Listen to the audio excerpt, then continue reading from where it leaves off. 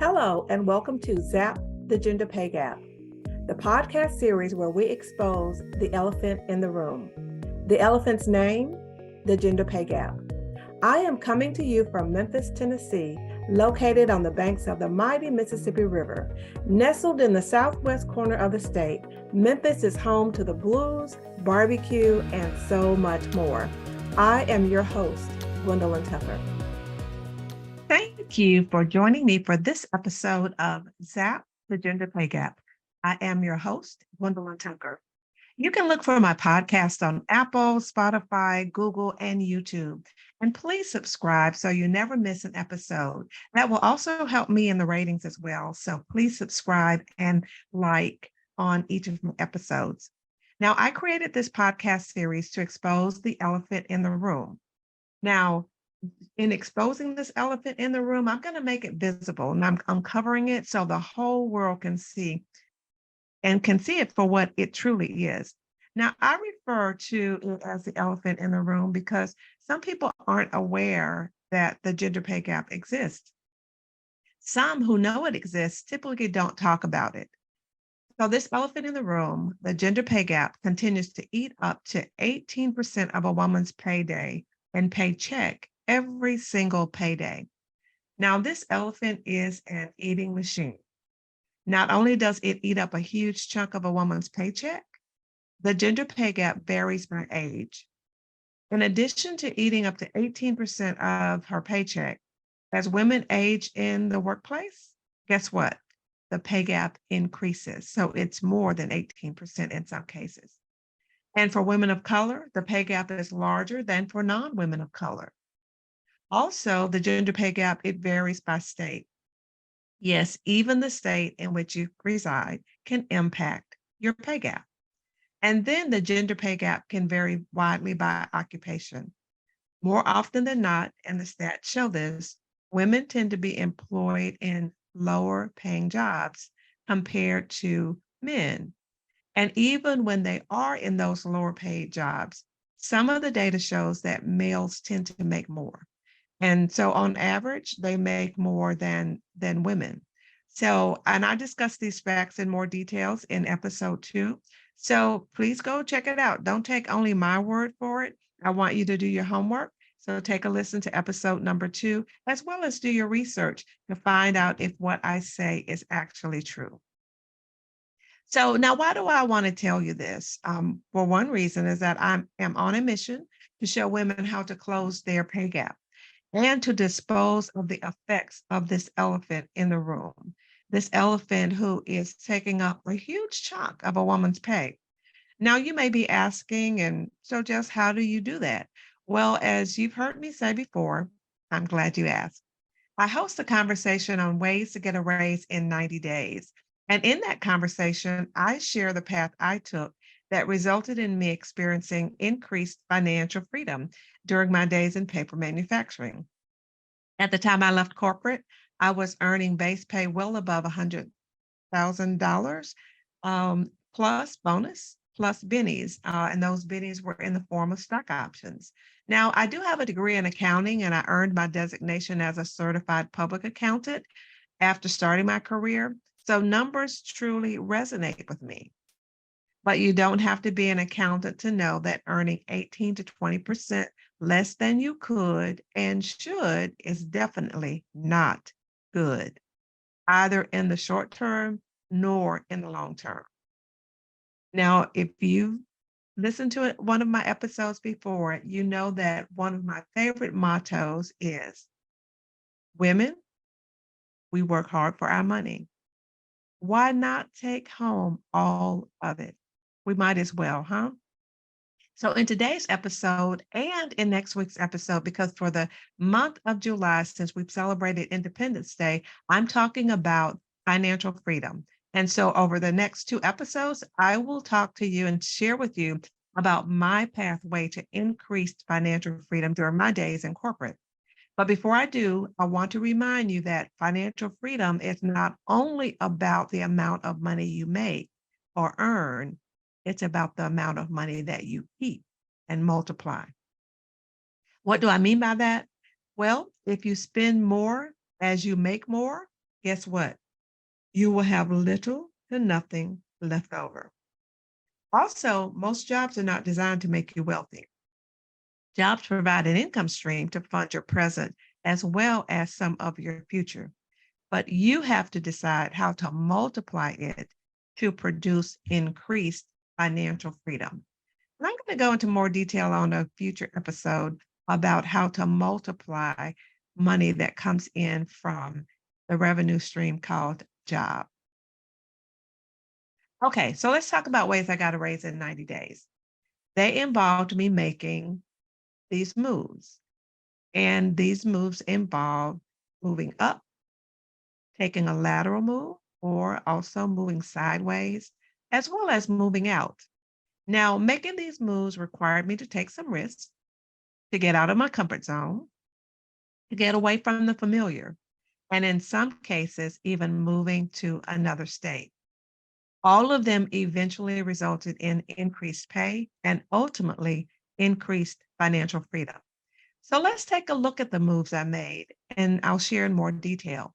So, one of the moves I made, I was promoted to a job with more responsibilities and higher pay, but I had no direct reports. In other words, I was an individual contributor, but no other employees reported to me.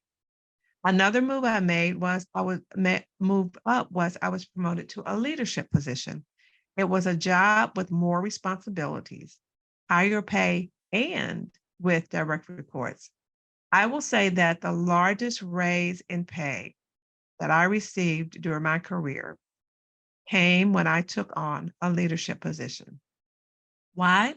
Because not only are you responsible for the work you do, you are responsible for and oversee the work of others.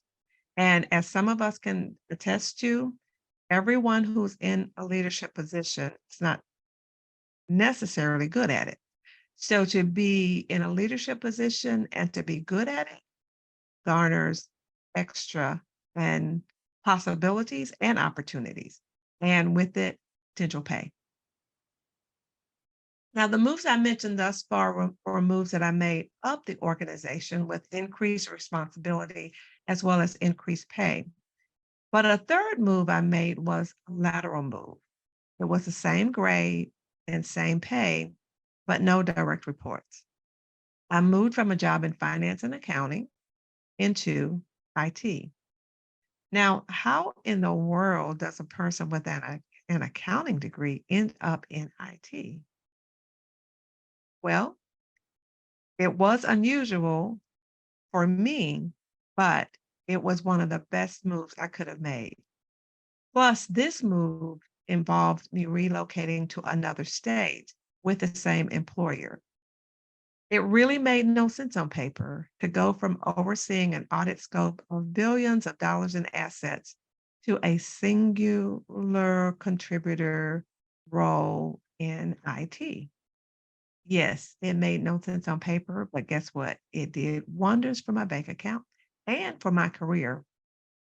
Not only did it result in me making or earning more in terms of income, it also resulted in me keeping more, which I will share in more detail on a future episode. So I moved up, sideways, and then I moved out. Now, you may be thinking the move I made out was out of the company. No, not yet. The move out was out of IT into a division. And it was actually one of the largest divisions within the company. It opened up a whole new world of opportunities and potential career moves. Now, there's one more move that I want to share with you. And this move could potentially increase your financial freedom. And it does not involve taking on more responsibility, nor moving up or moving out. You may be saying to yourself, so what is it? Bet you can guess. It's closing your pay gap. At one point in my career, the demand for candidates with accounting degrees exceeded the supply. In other words, companies needed accountants, but they were in short supply. Well, you know what happens when demand exceeds supply? Yes, the price goes up. At that time, companies were granting increases to make sure internal pay kept up with salaries in the marketplace. Now, it does not necessarily mean that you will always have that as an opportunity, but you can determine if your pay is equal to or relative to what you should be earning in your current job. Now, I have gone into quite a bit of detail, and definitely I don't want to bore you, but I am urging you to do some homework. I am asking you to open your eyes to potential opportunities around you. Some are obvious, some are not. Who knows? You just might discover a couple of ways to get yourself a raise in 90 days. Let me know what you find. Remember when I said that at the time I left corporate, I was earning base pay well above 100K plus bonus plus bennies in the form of stock options? Well, that was 20 years ago. And in today's dollars, the base pay and bonus alone would equate to close to 225K in purchasing power. And you know what? I did that by making moves, moving up, moving sideways, and moving out to another division within the company. And at one point, getting an increase to close my pay gap while staying in my current position. I advise you and urge you, if you don't know already, to please find out your pay range for your current position. Why? Because you can determine your position in range.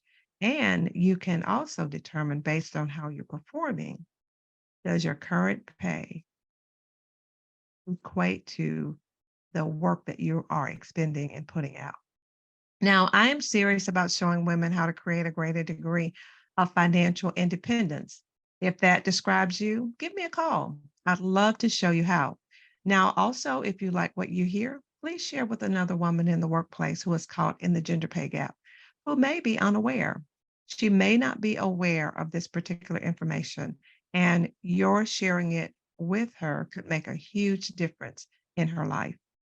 Now, on the next week episode, I will discuss how getting a raise in 90 days increased my financial freedom, both then and now. I will also have a special word for female leaders based on my experience. So if you are a female leader or if you know one, please invite them to join us next time. Don't you think it's high time you declare your independence, especially to gain increased financial independence? Yes, I think so too.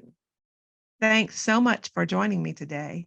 I look forward to seeing you next Wednesday at noon Central Standard Time for the next episode of Zap the Gender Pay Gap. Also, it's pretty warm out there, especially here. It's pretty hot and humid. So please stay cool and be well. Thank you for joining me for this episode of Zap the Gender Pay Gap. Please rate, review, and subscribe to or follow me wherever you get your favorite podcast. I am your host, Gwendolyn Tucker. Thanks so much for listening. See you next time.